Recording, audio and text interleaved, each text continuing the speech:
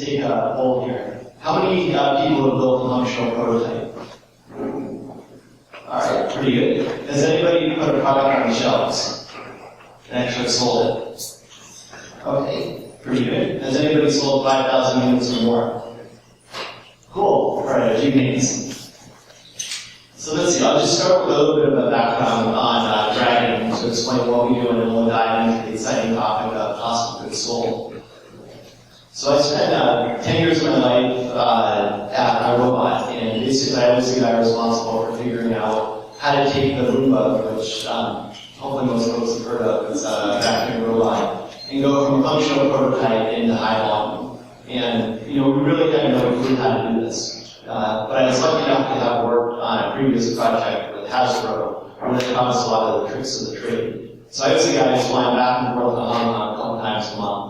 Realize that if you're going to build anything in volume, no matter where your factory is, it's absolutely important to have feet on the ground, just so you can close the loop locally. Otherwise, things are going to drift like crazy. So after about my third trip in a month to Hong Kong, I made a decision to move over to China. I did that for 4 years. And just had a phenomenal opportunity to start as a mechanical engineer and basically sit in every seat working out to VP Asia Pacific, where we would build about 40,000 robots a week. And when we look at it, each robot sale was $100. So that's a $4 billion check I'm writing every week. And it might be 10 weeks between when I left the factory to when I got to the customer's hands. So we're basically playing with $40 million on a relatively small company. So the stakes were real, and we learned a lot of stuff the hard way.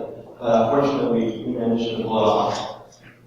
I left about 5 years ago to start Dragon, and I realized I run a little bigger than I was comfortable with. I really loved a small company, and wasn't quite sure what I was going to do, but I knew I loved to build stuff, and I loved the rush of walking into a store and seeing something that we built, and just knowing how it's made and sort of the backstory behind it.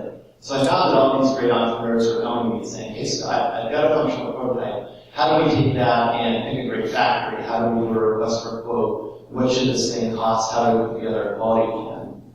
And basically over the last 5 years, we've had a chance to build out a team of about 20 people, 10 in Boston and 10 in Asia. We work with about 100 different clients, including the Pebble, so we help build that. MakerBot over here. Pebble Remote, CTO, robotics, and so on. So we really love hardware. And it's just learned a tremendous amount, and hopefully been able to help some companies. What we've recently done, and I'll talk a little bit more about it, is evolved into Dragon 2.0. So we think of the world basically in 4 different stages: plan, fund, make, and sell. What we've done for our foundation for the last 5 years is the matrix stage. I'll talk about the other steps in a little bit. So one thing that we see that's fundamentally changing is the way product development is being done. In the old days at iRobot, I used to spend $10 million over the course of 3 years building a project. And we periodically do focus group testing to try to figure out what people want. And then we launched, we paid millions of dollars in marketing. And sometimes, it would take off and sell like crazy, like with the Roomba. We literally couldn't sell fast enough for the first couple of years. But when we apply that same methodology to Scuba, so the same thing, 3 years, $10 million, and multiple million in marketing to create demand and hopefully create sales, nothing happened, like nobody came. And it just seemed like such a colossal waste to go through all that effort to build a product that nobody wanted. But I thought there has to be a better way. What we found out about 2 years ago with the rise of Kickstarter and Indiegogo and crowdfunding is there's definitely a better way. And that is enabling to sell it before you build it, because then you get all sorts of great market validation. So you make sure that there's a good fit, that when people go with their wallets and buy something before it exists, that's a really strong indication that you're on the right track. You also get the cash up front, so you don't need to mortgage your house and do all these crazy things that entrepreneurs tend to do who believe in their product. You don't need to spend millions of dollars on marketing, because you can create a great viral loop through word of mouth marketing. It's a lot more effective and convincing when a friend tells you to buy something than when you read a banner online. And the last 2 are really fun. One is you get to talk to the farmer. So rather than going to Stop and Shop to buy your carrots, you get to go to the farmer's market and talk to the farmer who grew the carrots. So in this case, you get to talk to the entrepreneur, see what decisions they made, why they made them, and really have an interaction with them, which is fascinating. And you also get a a seat at the chef's table. So you get to watch this whole timeline evolve in front of you, from the tooling design to first shots to engineering pilot 1 to eventually getting a really exciting product in your hands. And you're along for the whole journey. So it's just a fascinating, ringside view of how stuff is made, which we love. We also see things can go terribly wrong. This is why I'm going to talk to you about costing today, which admittedly is not the most energizing subject. But if anybody's thinking of doing a crowdfunding project or starting a hardware company, if you don't get this right, it will kill you. So that makes it a little bit more interesting. And it's tough because you can't really Google for it. You've got to do it based on experience or talking to somebody.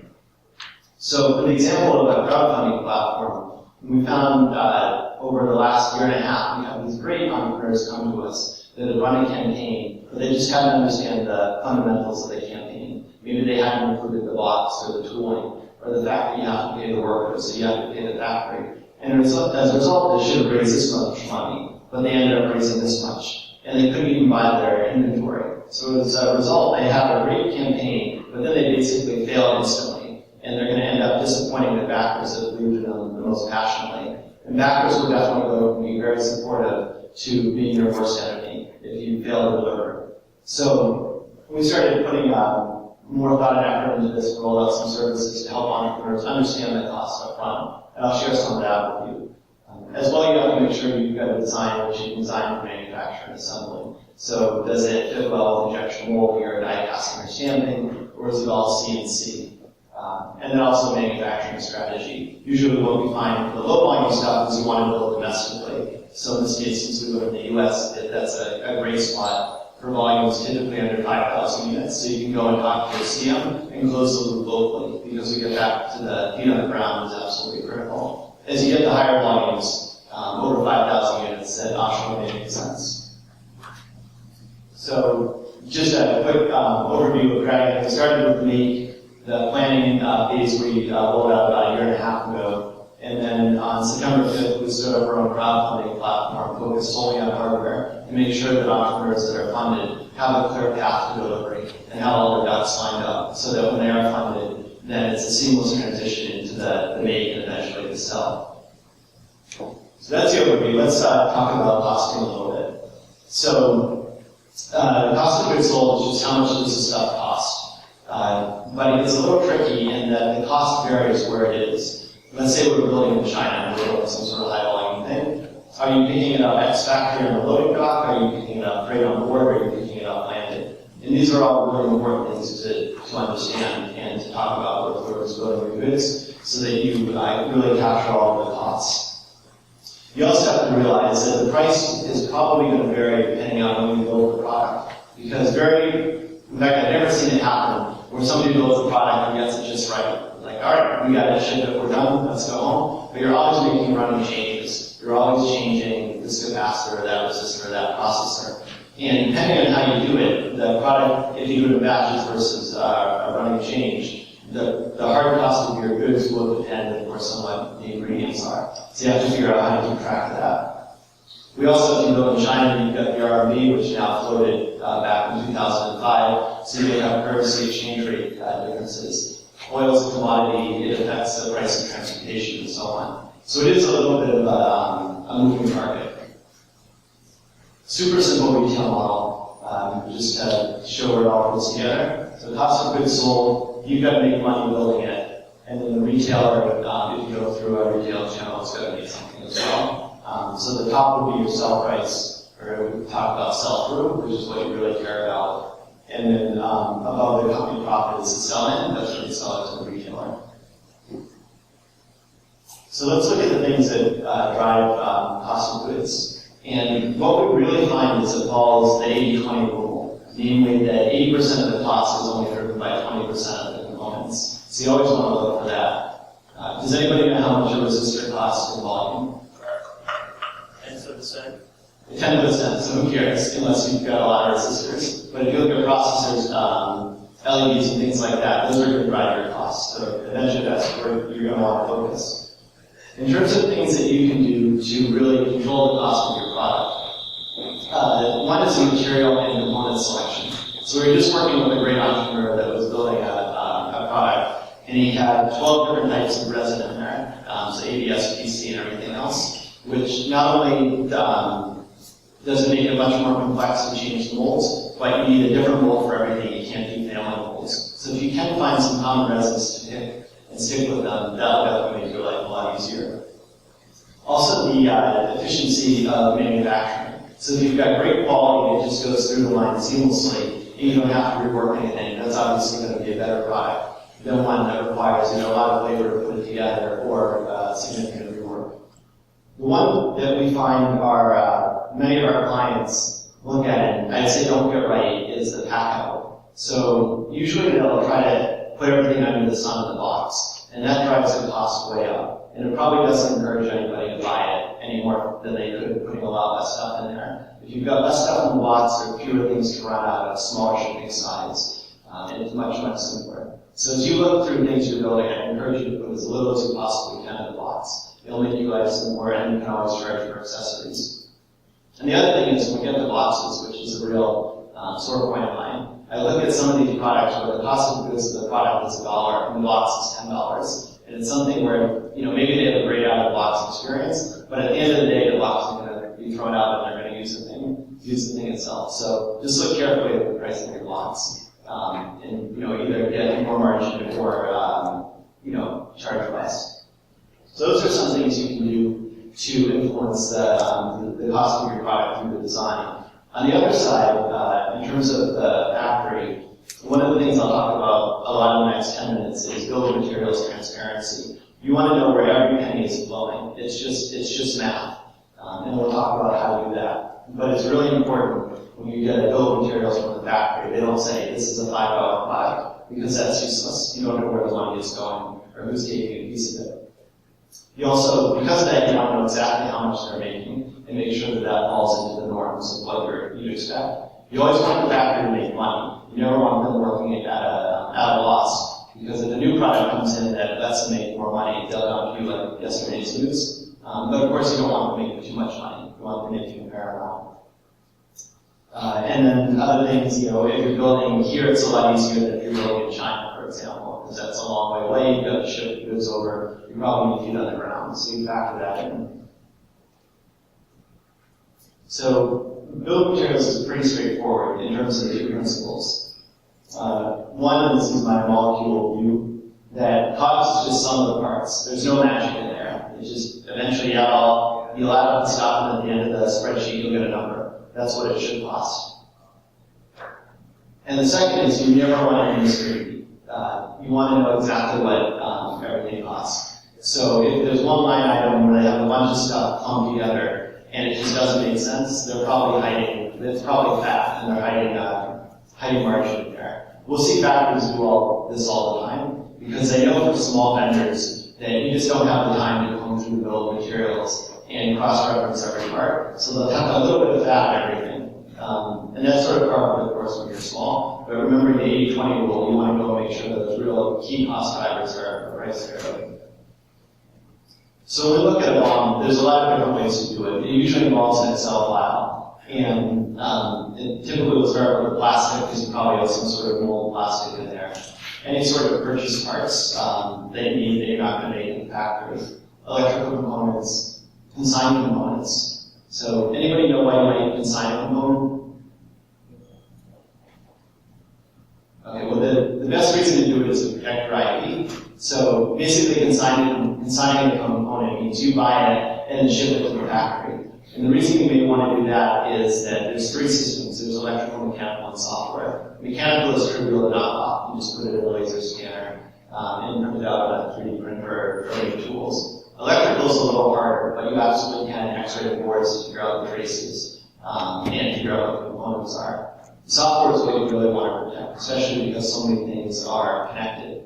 So typically what you would do is take your processor, program it in a secure location, maybe with a bootloader so you can push up new code, and then consign that processor to the factory.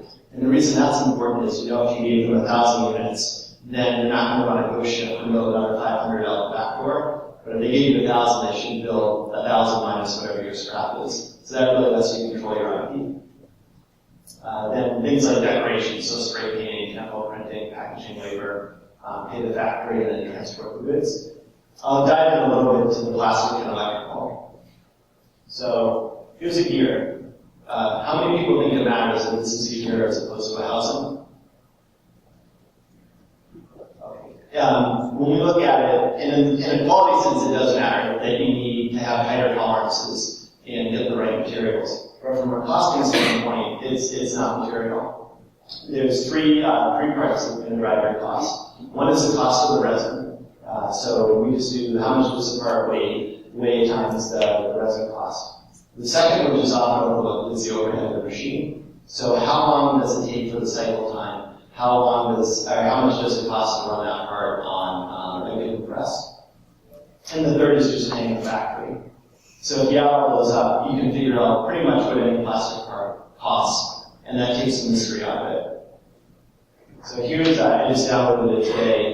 These are Hong Kong resin prices in dollars per ton. So most housings are made out of ABS, so it's about $1 a pound. So if you consider how big a pound of ABS is, like, your housings are probably not going to be that much money. The tooling cost may be a different thing. But with this, you can calculate, whatever any piece of plastic costs in your product. These are just some standard, I think these might be from a year or two ago, but what it costs to run a press for an hour. On the electrical side, it's super simple. Just the usage or how many you're using times the price of the component. Now, the way that factories will do their margin is that they'll apply a fixed percentage to everything. So you can imagine if you have a 10th of a cent resistor, you don't really care, it doesn't matter. But if you've got a $30 component, you don't want them charging 15% of that, because they're not doing that much work, as opposed to they're just carrying an inventory and pulling it down. So in that case, you want to separate all of your components that are above a certain threshold, that's called $1, and then apply different margin to that. Now, so you get a considerable amount of money. Then you apply the factory markup, and that's pretty much what any electrical component will cost. So it's pretty straightforward. These are some standard margins that the factory will charge, and these are all based in China.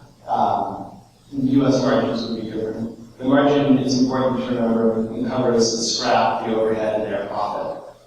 So basically, add up the amount of plastic, the electrical components, add in the labor, and multiply by this, and you'll get a rough approximation of what your product should cost.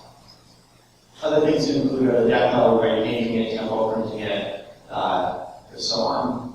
Labor in China, for what we see, typically $2 to $6 an hour. We often will see more the 4 to 6 side, in that we work with only really good top-end factories, and they'll charge more.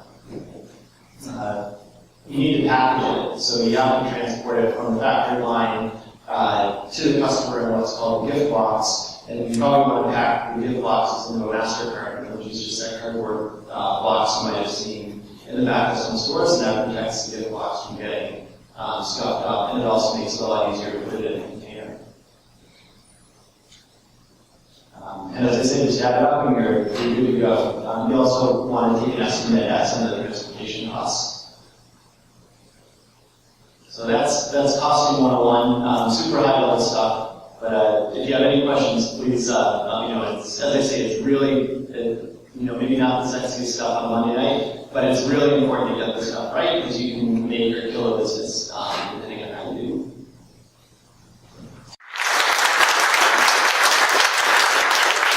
My name is Hardwired. So you skipped over tooling costs on plastic. I'm wondering, does Dragon employ tool and die people who can estimate that kind of stuff, or Yeah, that's a great question. So here I just focused on the bill of materials or the hard costs, but not the fixed costs. So the tooling is absolutely critical, and for the Roomba, it was about $500,000 of tooling. That if you forget that, you're hosed. We do have so Dragon would definitely estimate the tooling cost. It's a little harder to do because you need to know the machine time, the complexity of the tool, and the type of hardening. Is it on a mold base or a lead frame or so on? But yeah, it's super important to get that right as well.